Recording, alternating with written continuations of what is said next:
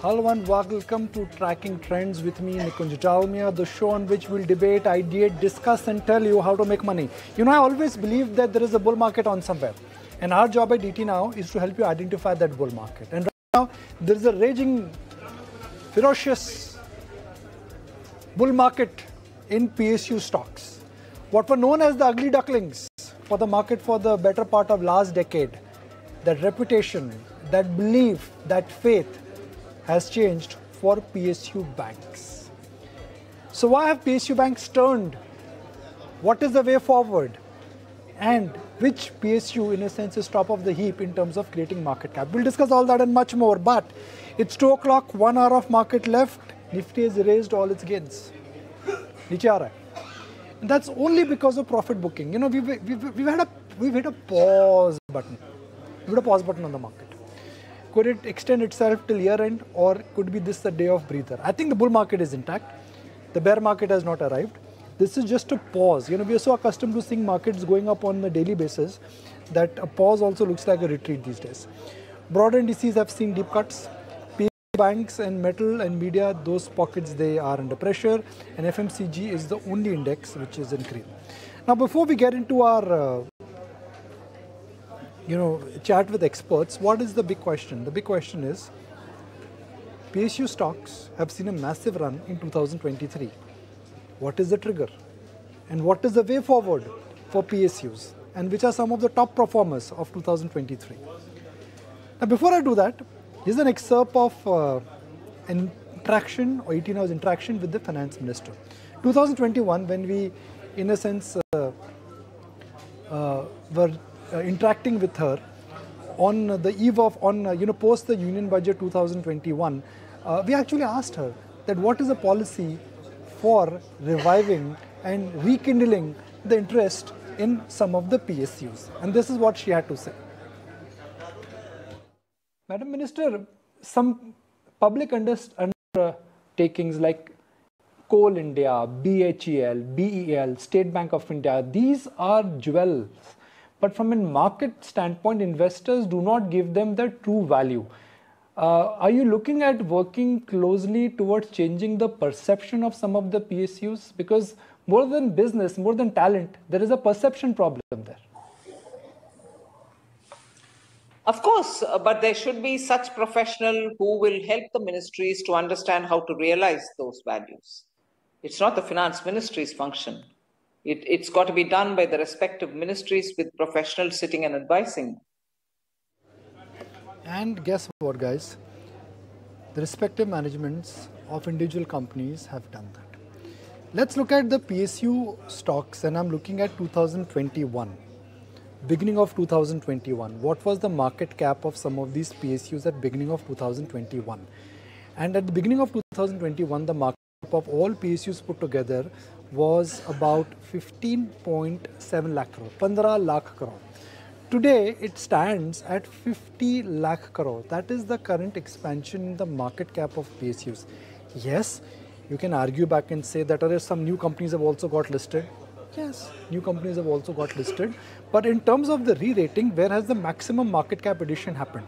And this is 2001, guys. We are not talking about 2001. This is 2021. From 2021, NTPC has added 2 lakh crores of market cap. SBI has added 3 lakh crores of market cap. HAL has added, can you believe that? It's been more than 10x. 1,50,000 crore of market cap, and Coal India 1,45,000 crore of market cap. So the ugly ducklings in the market have become the darlings. It's an interesting line, right? That's what's happened with PSUs. And why have the ugly ducklings become the darlings? What has changed? Pankaj Murarka, good afternoon. The multi-bagger ho gaye bhai sab. Nobody of them, they'll become multi-baggers. All PSUs have become multi-baggers. Absolutely, Nikunj. Good afternoon to you and your viewers. Obviously, it's been a great year for all PSUs, Nikunj, and maybe I think there's been a confluence of factors which have contributed towards that, right? One, I clearly think that most of the PSUs are in cyclical businesses. If you look at banks, or for that matter, metal companies like, let's say, Steel Authority or GMDC, NMDC, and the economy has had a strong cyclical recovery. So obviously, there's a significant improvement in profits of all these PSU companies. that we've seen over the last 3 years. Obviously, also there was a hangover of government intervention into policy making in the pre-COVID era, which government has now clearly stayed away from interfering into and has sort of brought an environment of policy consistency, if I may say so, in PSUs. Also, the starting point of valuations for all of these PSUs were extremely cheap and they were extremely underowned. So I think a combination of all these factors, extreme underownership, very strong improvement in performance of these PSUs, and more importantly, I think the intent of the government, meaning at least they made a small beginning with divestment of Air India. But I think there's a lot of expectations that post general elections, we should see some meaningful divestment from the government. If you would recollect, we've had these conversations earlier also, and I've always said that the inherent value of these PSUs, the business is far higher than what stock market has always been allocating. It's just that these businesses will be far more valuable in the hands of private owners than governments. And it's not government business to run businesses. So I think there is a significant expectation that government will do meaningful divestments and get out of a lot of these companies, and which will lead to value unlocking. So I think combination of all of this has been fairly rewarding this year, Nikunj. So what should one do, those who own PSU stocks, whether it is banks or defense or railways, what should one do now? I still believe that in a lot of these PSUs, there is still a lot of value that is still there. So I would think, I would recommend that investors, if they have invested into these companies, they should hold on to it, because the valuations in most of these PSUs are still, I would say, are at this significant discount to market, because the starting point of valuation was so cheap. We could have bought, let's say, some of these PSU banks at 1P, 2P. And from there, in the last 3 years, profits of these PSU banks have gone 3x, 5x because of very sharp drop in their provisionings. And so despite stocks having risen by 3x or 5x, these stocks are still trading at single-digit multiples. And valuation, I don't think so. So the more important or the bigger point, Nikunj, if I can make so, I don't think so this rally in PSU is a flash in the pan, that this year there's been a rally and next year everything will fizzle out and they'll go back to the old valuations. I don't see that's happening. I think this some of these things are here to stay and structural in nature in terms of change of government approach. Probably there's a hangover on PSUs because of the previous coal scams and so on, all of that. So a lot of global investors did not want to touch PSUs, but now we've had a government for 10 years where we've not had any issues or scams around state-owned banks or governments. So that has increased public confidence. And as I said, more importantly, the starting, meaning it just became a very deadly cocktail, if you think back, of very depressed profitability on that depressed profitability, these PSUs were trading at abysmal valuation because of the significant derating that happened in the last decade between 2010 and 2020. Now from here on, you have a combination where profits have risen and will continue to rise. And on top of that, valuation, despite these stocks having, as I said, gone 3x, 5x in some cases, are still single digit. So it's significant discount. But then I'm just going to turn back and Nooresh, aap office aaye ho? What do we owe the honors to? Just like that? Just that. On an important day when you have a shake-off. And you have a shake-off also. Yeah, markets are down actually. It's a shake-out, right? Absolutely. We needed this. Don't worry about it. We needed this. Okay. So Nooresh, this is how the Nifty PSU index has moved. And we are looking at a move of 70% this year. But this is how the PSU stocks have moved, Nooresh. Now, I'm just going to use my pen here. Just give me a second. So, there you go. So Nooresh, the move in PSU stocks was almost flat for years, and then came this. Let's look at State Bank of India. It's like 10 years the stock did nothing of PC, and then suddenly it has just become a multi-bagger. Flip it around with State Bank of India. We look at State Bank of India also, pretty much a similar looking, kind of a graph even when it comes to State Bank of India. So the point I'm trying to make here is that these were sleepy stocks. Nobody liked them. Nobody owned them. And suddenly, they've really changed course. So to your mind, which is the strongest PSU stock? So see, the shift keeps on happening. So if you see last year, the number of times I would have recommended NTPC was the largest. Now, the fact is, now we are seeing a shift. ONGC, for example, is the most hated stock, which has done nothing for the last 15 to 18 years. The stock used to be at 190, 200, maybe back in 2006 as well. So if you were to look at it, it's gone nowhere, right? If you go back here, it's like a flat line. It's been almost the same.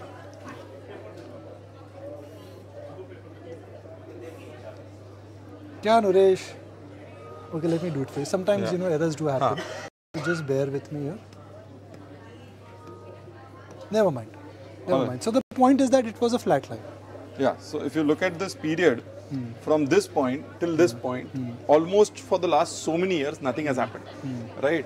For the last 10 to 13 years, and even if you go back to 2006, the stock has done nothing. So if you go back to Russia-Ukraine crisis, Brent crude hits 130 plus, ONGC is at 190. Today, we are still at 190, 200. And that price has been crossed. So finally, a trend change is happening in ONGC. It is very similar to what happened with NTPC 2 years back. And the change in PSU is, if you look at the whole PSU market cap as a percentage of the total market cap, between 2006 to 2012, it used to be 25-30% of India's whole market cap. This was 2010. Up till 2010. Okay. And that is where it peaked. And by 2021, it was 9% of the total market. What is cap. it right now? So it's closer to 13, 14, 15%. Which means it has a roughly. long way to go. It still has done nothing in that That's sense. a great point. That's a great point. And I'm just break it for our viewers. Nooresh is saying that look at guys the market cap. All PSUs put together, the market cap they were commanding, all sectors put together, there was 25% of the total market cap.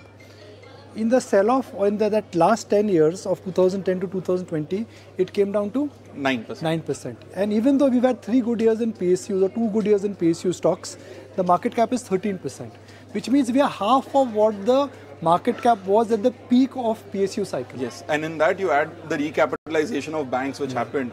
So in terms of price New movement, listings, defense. But Pankaj Murarka, just a 30-second answer on this one. That's a great point. That PSUs right now are at, you know, runways looking great for them.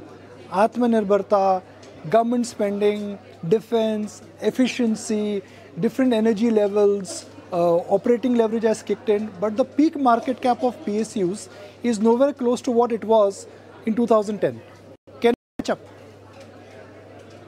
I think so, Nikunj. Absolutely. There is no reason why not. In fact, if we can see a couple of divestments from the government post the general elections next year, I think it will add fuel to the fire.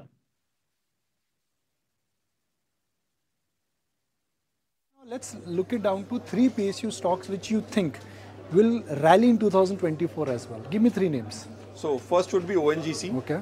That has gone nowhere for the last 18 years. Second is SBI. So if you look at SBI, the stock peaked out here at 550. Okay. Again at 550. Now recently it was 600, 620. So 550 to 620 has been the range. That range has been taken out. Okay. Right. So it's been a 1 year period. It has underperformed the rest of the smaller PSU banks also. This remains one of the largest banks as such, and now has gotten into a fresh breakout. ONGC, SBI, third one? Third one would be Power Grid, which has been a defensive play. Again, what is interesting in Power Grid is, if you look at Power Grid, the stock has slowly and steadily trended up. But in a period of time when FIs were sellers between 2021 to 23, their shareholding went up from 28-29% of equity to 30 to 33%. Now, a very unknown fact that 33% of Power Grid almost is owned by FIs. I didn't realize it actually. So this has been the change. So there was a time HAL 16% was owned by LIC. Now they are just at 3%. It's a ranked underperformer. Actually, I didn't realize that FIs are selling. All PSUs have gone up, but here you have Power Grid, which I think this is not adjusted for the bonus split. Okay. But even then, it has been a slow and steady up move. And in a lot of PSUs, what happens is, in the price, we tend to forget dividends. Most of these companies have 3 to 6%. REC, PFC, 4-5% dividend yields Yes. actually. Great point. So So you would buy SBI, ONGC and Power Grid as your Yes. 3 stock ideas. Yes. Pankaj Murarka, before we take a break, give me a PSU stock, a 1 line on it, or maybe a 1 para on it, why you like it. Twitter ka zamana hai, 1 line would also do. I think SBI is at the forefront because the prominent Bank of India, 26% market share, very good franchise, and meaning one franchise which all the 1.4 billion Indian trust when it comes to financial services, and still trading at single-digit multiples. It just can't remain there forever. All right, guys, thank you very much. PSU stocks have come, really, it could be called as The ugly ducklings have become the lovely swans now, if I have to really paraphrase it. And this year has been an extraordinary. So nice to have you here. Or how, bhai? It's much more interactive here. So thank you very much. Enjoy your rest of the day. Pankaj Murarka, always a pleasure to have you on ET Now. Let's take a break. When we come back, we'll address your queries.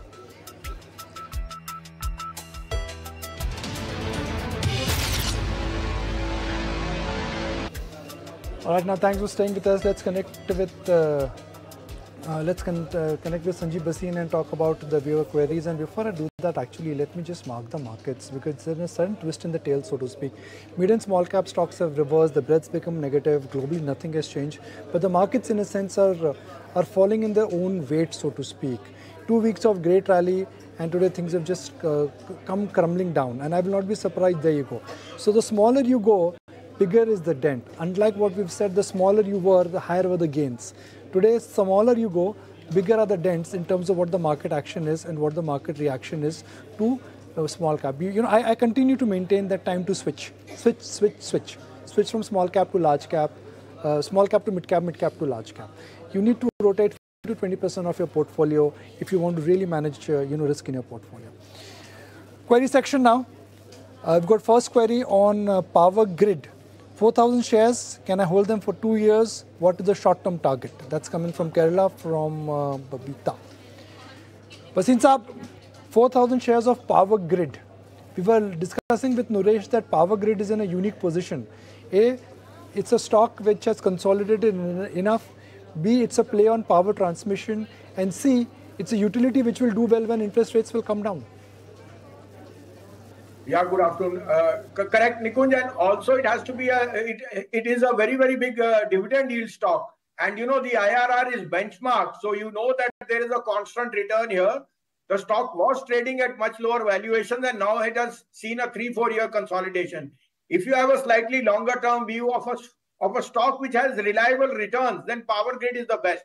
Plus, you must see that we are in a power surplus situation where transmission now is the losses on transmission are the least. So I think it's in a very sweet spot. However, the stock has also been a participant in the rally in the power sector. And I would see it will consolidate with the rest of the power stocks as it plays along. But I would definitely stay put in this. It gives me confidence that it is a stock which has very good pedigree returns and the dividend yield is the added icing on the cake. A second query is from Akhil, from Visakhapatnam. Thank you, Akhil, for sending the query. Now, Akhil's bought 500 shares of NTPC at 168. Accumulate or book profits? Bhasin Saab. Congratulations, you had the conviction to get into NTPC when everything was, everything was moving except NTPC and the PSUs. So firstly, congratulations, stay put. I think NTPC is in the best spot ever. But, above 310, 300, you should book 50% of it and get into another large cap like a Tata Steel or a Hindalco, because I think that the dollar is going to weaken and commodities could be a very strong play. So I would say book 50% profit, get into a Tata Steel, Hindalco, both index composite, and you could actually play the metal rally. I think these stocks can give you a faster return than NTPC, which has been more than a doubler for you. So firstly, congratulations, and I would advise 50% profit booking. And Akhil, if the dollar index comes down, commodities, they always rally. And if commodities, they rally, coal will also rally. If coal will rally, for NTPC, even though they were long-term contracts, in the merchant power business, they would have a struggle. But what Bhasin Saab is saying that if you switch 50% out of NTPC, where you're making some money, put that profit into, let's say, a metal company where if dollar goes down, commodities are dollar denominated, you're likely to make money.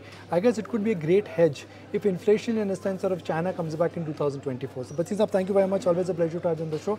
Thank you for watching the show and thank you for thank you for making it part of your life.